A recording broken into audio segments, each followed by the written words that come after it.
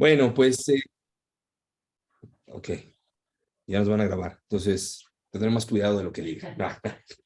Este, quiero hablar con ustedes algo que es sumamente importante como discípulos o seguidores de Jesús, aun si tú visitas la transmisión, es interesante, porque como seres humanos, nosotros hacemos aquello que realmente creemos, pero la gente no hace aquello que no cree. Es una realidad.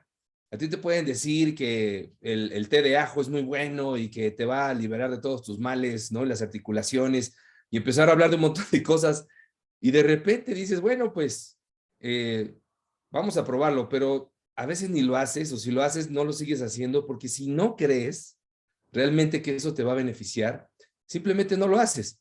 Te voy a enseñar este video para que veas la invitación que te hace esta propaganda, ¿no?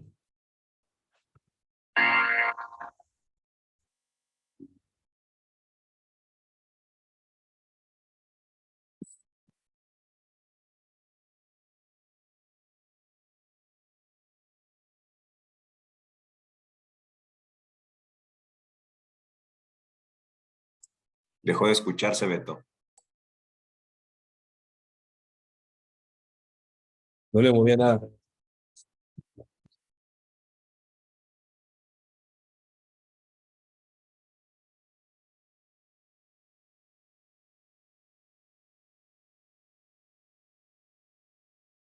Bueno, lo interesante, ¿sí me escuchan a mí? Va. Sí. Ok. Lo interesante del video no era tanto la música, gracias, ni modo que se perdió.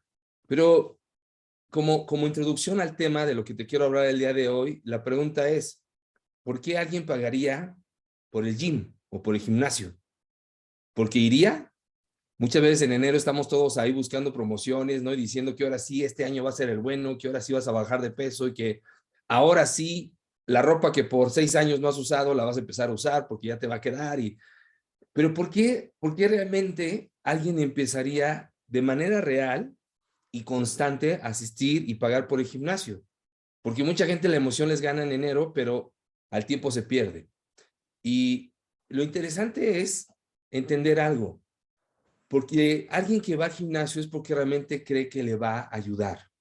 ¿Estás de acuerdo? O sea, realmente alguien que decide meterse al gimnasio, ir constantemente, ya tiene 6, 8, un año o más, es porque realmente cree que le va a ayudar.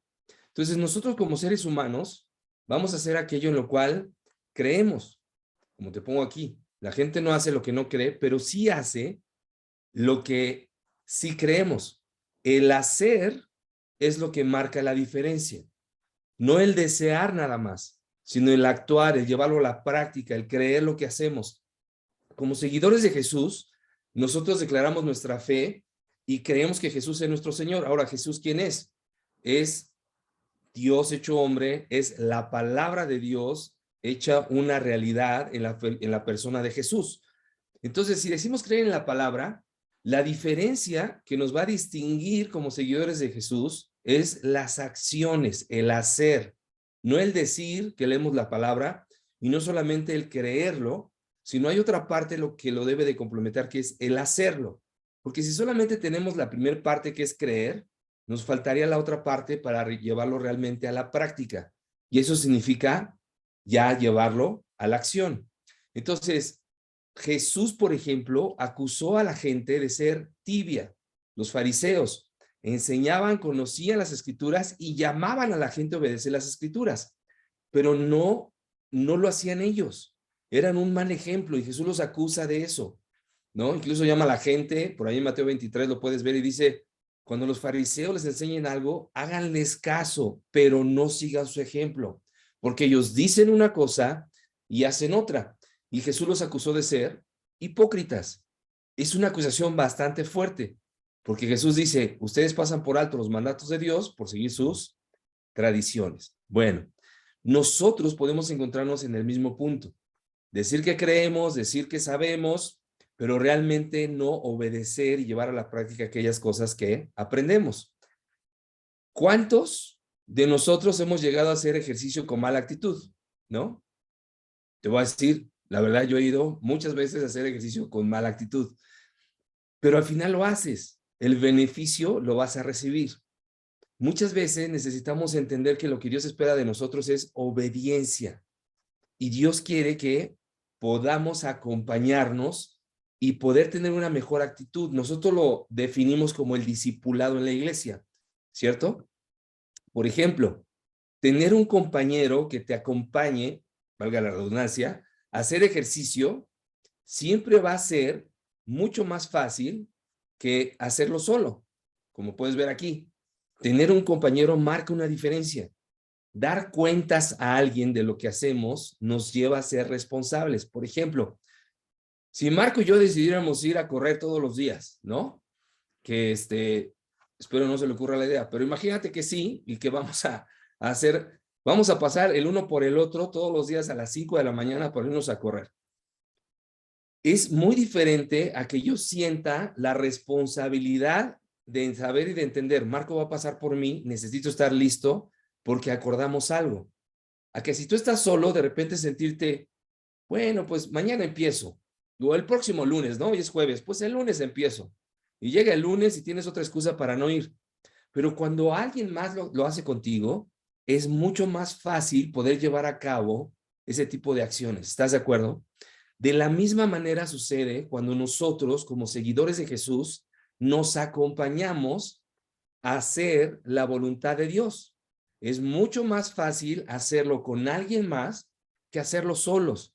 Es mucho más fácil rendirle cuentas a alguien y decirle, ¿sabes qué? Estoy luchando con la pornografía, estoy luchando con la pereza, estoy luchando con mi carácter, mi enojo en el trabajo me está dominando.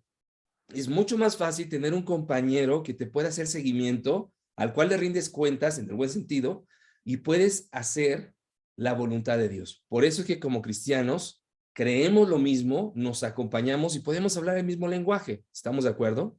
Ahora, creer es una responsabilidad, porque eso nos lleva a demostrar, primero a Dios, obviamente, ¿no? Pero también al mundo, porque Jesús dijo, sean la sal de la tierra y la luz del mundo.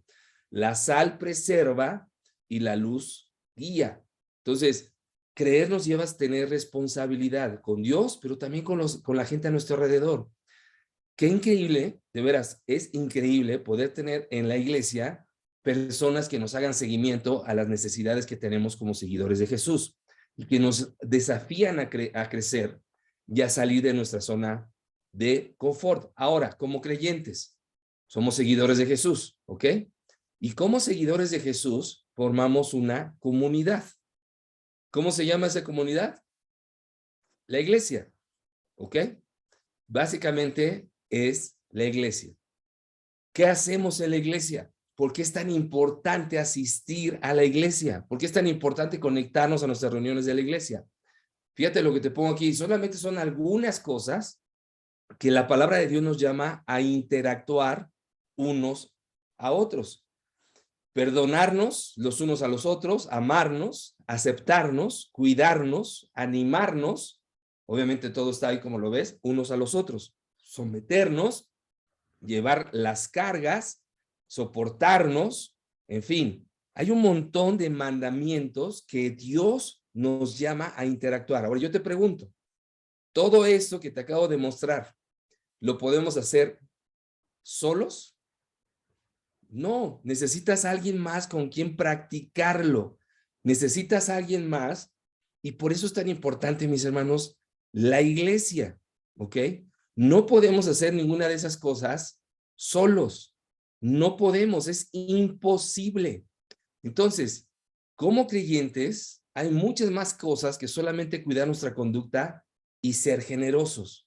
Y a veces pensamos que solamente con cuidar nuestra conducta, confesarnos, si caemos en algunos pecados, nos confesamos, hablamos y ya. Pero como ves en esa lista que te estoy poniendo aquí, hay un montón de cosas y esas son algunas, como te digo, de las cuales la palabra de Dios nos llama. Te voy a enseñar algunos versículos importantes para nuestra dinámica como discípulos dentro de la iglesia y nuestra interacción los unos con los otros. Dice en Hebreos, así que hermanos, mediante la sangre de Jesús, tenemos plena libertad para entrar en el lugar santísimo. Es decir, puedes entrar a conectarte con Dios. ¿A través de qué? De la sangre de Jesús. Jesús ya pagó el precio para que tú y yo podamos entrar a ese lugar santísimo que tenían los judíos, que solamente los sacerdotes podían entrar. Y ahora tú y yo podemos tener esa conexión directa con Dios. Ya no necesitas un sacerdote intermediario. Tienes una relación directa. Y luego sigue diciendo, por el camino nuevo y vivo que Él nos ha abierto a través de la cortina, es decir, a través de su cuerpo. La cortina representaba el lugar santísimo, ese lugar que habla ahí la Escritura, donde solamente muy pocos elegidos, te digo, los sacerdotes, podían entrar y solamente algunas veces al año, no cualquiera de los sacerdotes podía entrar.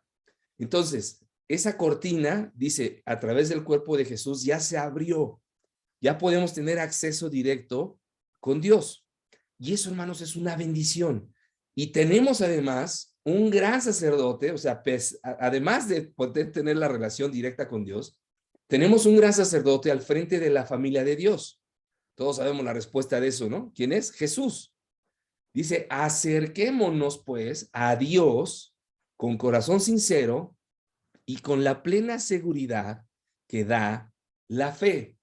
Es decir, nuestra relación con Dios es algo que Jesús ya pagó por ello para poder reconciliarnos con Dios y poder tener una conexión directa, profunda, íntima y personal con Él, cada uno de nosotros.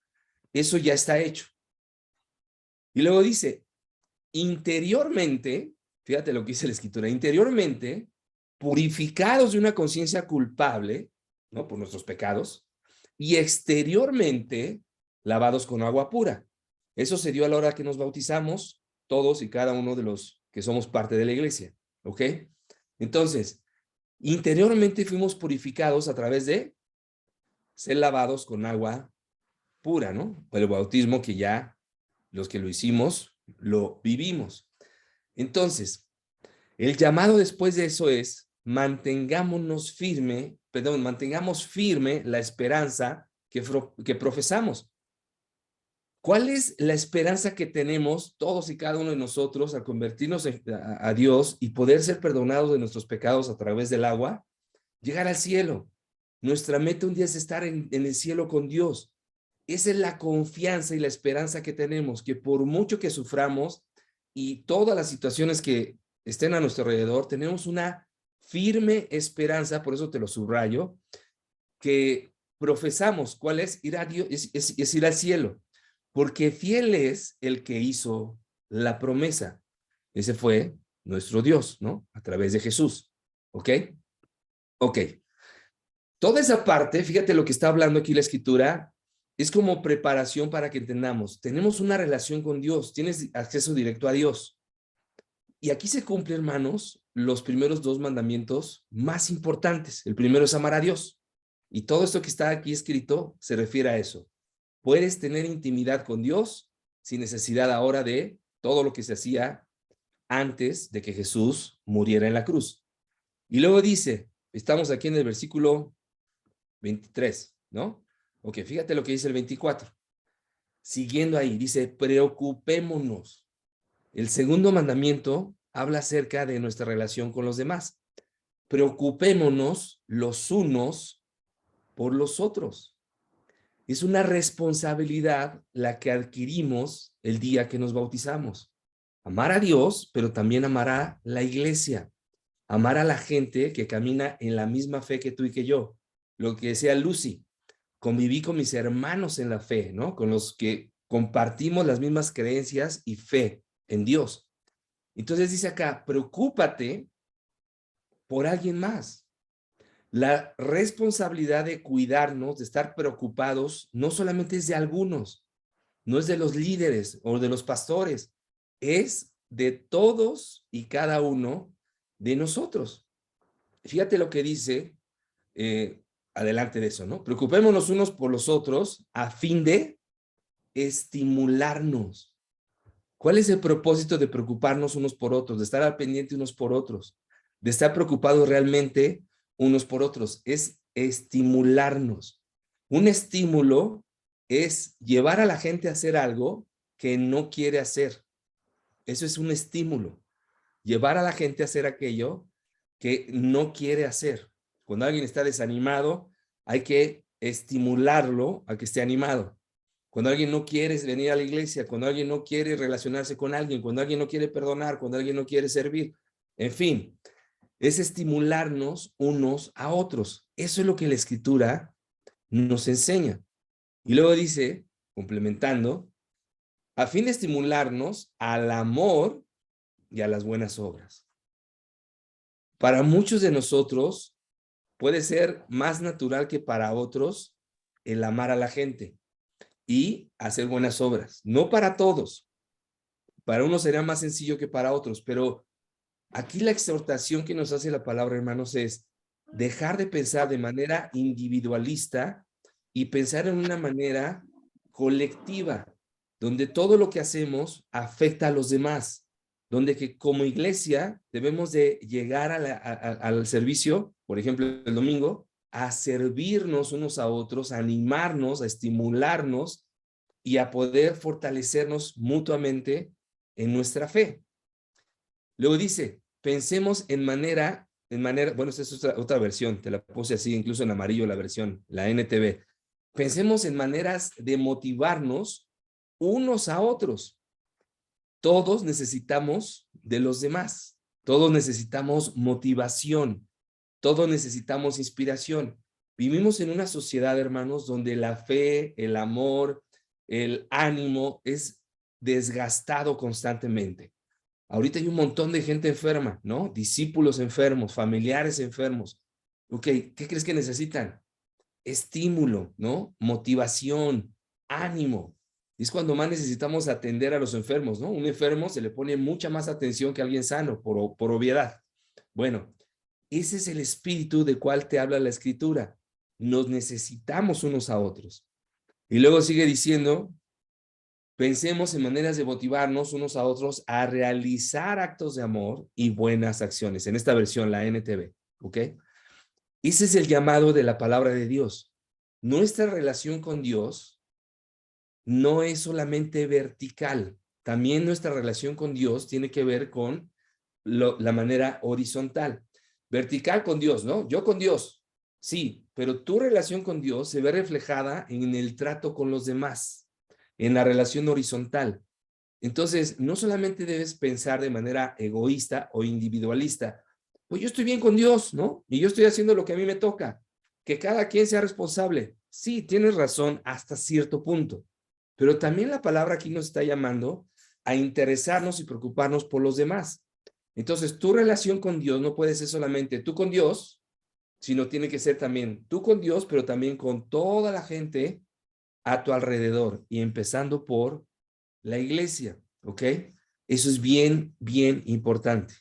Y por eso la Escritura dice, no dejemos de asistir o de congregarnos como acostumbran algunos a hacerlo algunos, sino animémonos unos a otros. Yo no sé cómo ha sido para ti, pero de repente ha habido momentos, varios momentos, donde yo no he querido ir a la iglesia, donde me siento desanimado, donde me siento sin fe, donde me siento, ¿qué hago si siento que no estoy cambiando? ¿Qué hago en la iglesia si siento que sigo pecando? ¿Qué hago en la iglesia si sigo igual que antes? ¿No? O volví a pecar de tal manera, ¿para qué sigo yendo a la iglesia? Y de repente sentir esa, pues, abrumación, ¿no? De tus malos pensamientos, de las cosas negativas, del propio pecado que te acusa, de Satanás haciendo su parte también. Necesitamos, como dice ahí, no dejarnos de congregar. Congregarnos es vital para nuestra salud espiritual. Necesitamos contagiarnos de fe, estimularnos y animarnos unos a otros. Como puedes ver ahí, ¿no? Animémonos. Entonces, fíjate lo que vemos ahí. Preocuparnos, estimularnos en el amor y hacer buenas obras. Y aquí dice, ánimo. Hay que animar unos a otros. Hay que llegar con una expectativa de ¿a quién puedo animar hoy? Imagínate si cada uno de nosotros, el domingo que llega a la reunión, llega con ese espíritu, voy a animar a alguien y no estar esperando que te dé nada más. Yo voy a llegar a animar a alguien y buscas al más desanimado y te sientas a hablar con él 5, 10 minutos. Te aseguro que vas a marcar una diferencia en esa persona ese día. Pero eso es lo que dice la palabra. Hay que congregarse para poder practicar lo que la palabra enseña. Existe una correlación divinamente diseñada entre comunidad y fidelidad, ¿ok? Fíjate bien lo que te estoy diciendo acá. Una correlación divinamente diseñada entre la comunidad y la fidelidad. Cuando tú tienes relación con la comunidad, es mucho más fácil permanecer fieles a Dios. Es mucho más fácil tener raíces que te mantienen espiritualmente fuerte y sano. Pero esa es tu responsabilidad. Hoy en la mañana hablábamos con unos hermanos y la hermana nos decía, hermanos de 50 años en la fe. Bueno, no exageré, pero muchos años en la fe. Y me decían, es que yo siento que a los hermanos no les importo y siento que a los hermanos no les interesa mi vida. Y dije, ¿cuántos años tienes en la fe? Tiene más de 20 años en la fe, hermanos. Y le decía, tú tienes que dar esos pasos, tú tienes que buscar, tú tienes que dar, ¿no? Tienes que ir a buscar la ayuda que necesitas.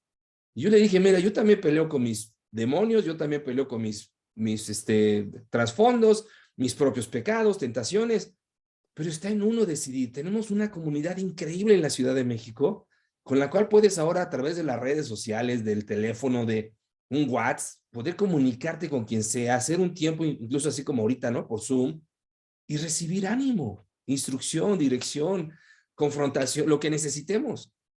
Pero necesitamos entender eso.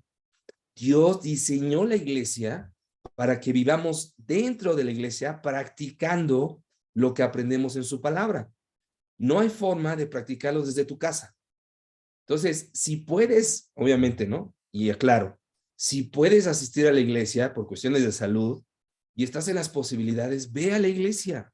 Sal de tu comodidad. Claro, es más cómodo estar rascándonos ahí sin bañarnos, en pijama, viendo la reunión a las 10 de la mañana, que levantarnos temprano, arreglarnos, salir, asistir, pero es mucho más edificante ver a los hermanos, saludarlos, hablarnos, vernos, abrazarnos, digo, los que pueden y los que quieren, ¿no? Pero eso es bien importante. Entonces, no lo eches en saco roto porque es la palabra de Dios la que nos llama a hacer eso, ¿ok? Piensa en esto. Somos lo más cercano a Jesús para la gente. Somos sus discípulos, somos sus seguidores, somos quienes modelamos sus enseñanzas. Somos lo más cercano a Jesús para la gente. ¿Cómo van a conocer a Cristo las personas que no lo conocen? A través de ti y a través de mí. Es como lo van a conocer. Necesitamos dar esos pasos y, hermanos, arrepentirnos, y no estoy hablando de darte golpes de pecho, sino cambiar nuestra manera de pensar, si es el caso. Pero necesitamos entender que Dios nos llama a ser la luz para este mundo, la sal de esta tierra, ¿ok? La pregunta es, ¿estás siendo discípulo de Jesús? ¿Estás siendo un digno representante de Cristo en esta tierra? ¿Está la gente viendo en ti a Jesús? Y no me refiero a perfección, ¿ok? Porque perfectos nadie, solamente nuestro Señor. Pero sí hay rasgos y características claras en muchos de nosotros que nos identifican como seguidores de Jesús. ¿Estás de acuerdo? Entonces, ten cuidado de, no, bueno, tú quieres perfección y como Jesús nadie. Claro, estoy de acuerdo, y perfección nadie. Pero sí podemos ser espirituales, sí podemos ser dignos representantes de Cristo en esta tierra, sí podemos marcar una diferencia. ¿Por qué? Porque somos el cuerpo de Cristo. Somos los embajadores de Cristo en esta tierra, ¿ok? Y piensa en esto, la fe cobra vida en la comunidad. La fe que tú y yo profesamos cobra vida en la comunidad. ¿Dónde vas a practicar lo que aprendes de la palabra? En la iglesia. Cómo perdonar, cómo soportarnos, cómo disipularnos, cómo corregirnos, cómo, ¿no? Todo lo que la Biblia enseña acerca de los unos a los otros se lleva a la práctica en la iglesia. En la iglesia es donde es como la escuela. Y cuando estamos fuera de la escuela es cuando lo llevamos con otras personas. Pero es donde nuestra fe va a cobrar vida, hermanos. Asistiendo y pensando en la iglesia y no, y no solamente pensando que desde tu casa vas a poder ser un discípulo, ¿no? Un discípulo vive dentro y con la iglesia. ¿Te acuerdas de esa escritura en Mateo 23? Obviamente no la vamos a leer por cuestión de tiempo, pero en Mateo 25, perdón, dice, ¿cuándo te vimos con hambre, no? Preso o te visitamos. ¿Te acuerdas cuando le dicen a Jesús, ¿cuándo? Y Jesús les explica, en la persona de aquel que tenía hambre, en la persona de aquel que tenía sed, en la persona de aquel que no tenía ropa. ¿Dónde vamos a practicar nuestro cristianismo? ¿Dónde vamos a poner en práctica nuestra fe? Pues obviamente con otras personas. Ahí es donde se ve cómo estamos llevando a la práctica nuestra fe. Por eso te digo, la fe cobra vida en la comunidad, ¿ok? Otra cosa, las personas que piensan, que a veces pasa esto, ¿no? Las personas que piensan que son mejores que otras personas no se han tomado el tiempo de escuchar las historias de otras personas. Es decir, algunos piensan que eres mejor, ¿no? Pero cuando empiezas a escuchar a otras personas, sus vidas, dices, no soy mejor que nadie. Y eso te ayuda también a ser humilde y a poder relacionarte sanamente con otras personas. La comunidad nos permite crecer y enriquecer nuestras vidas. Eso es una realidad, hermanos. ¿Ok? Por eso la escritura dice, por eso dice aquí, no dejemos de congregarnos como acostumbran a hacerlo algunos, sino animémonos unos a otros y con mayor razón, ahora que se acerca, ahora que vemos que aquel día se acerca, el día final, ¿no? A eso se refiere la escritura. ¿Qué significa animar?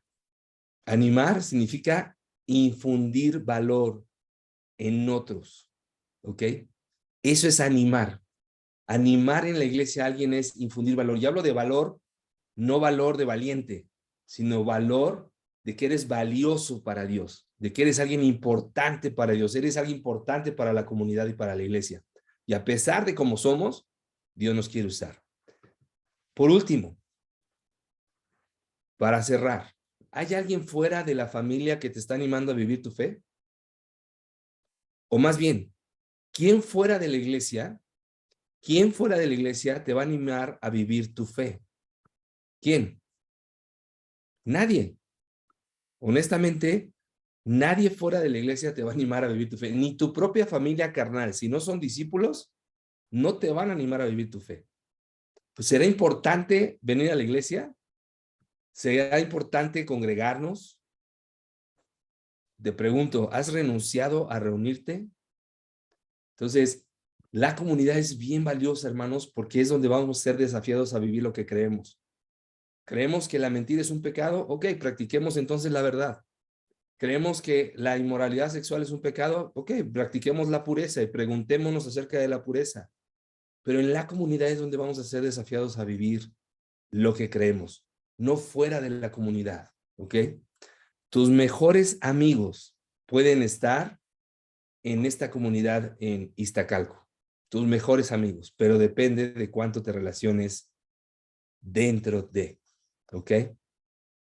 Básicamente, hermanos, eso es lo que les quería o les quiero compartir, ¿no? Formamos comunidad y te animo a que vivas realmente en la comunidad, no de lejos, no a distancia, que vivamos relacionándonos y ayudándonos unos a otros. Es que a mí no me gusta. Naturalmente somos egoístas. Por eso Jesús dijo, el que quiera ser un discípulo, olvídese de sí mismo. Cargue con su cruz y sígame. Entonces, todos necesitamos crecer en esta área. Amén. Ok. Gracias. Eso es todo en cuanto a la clase. Ahora,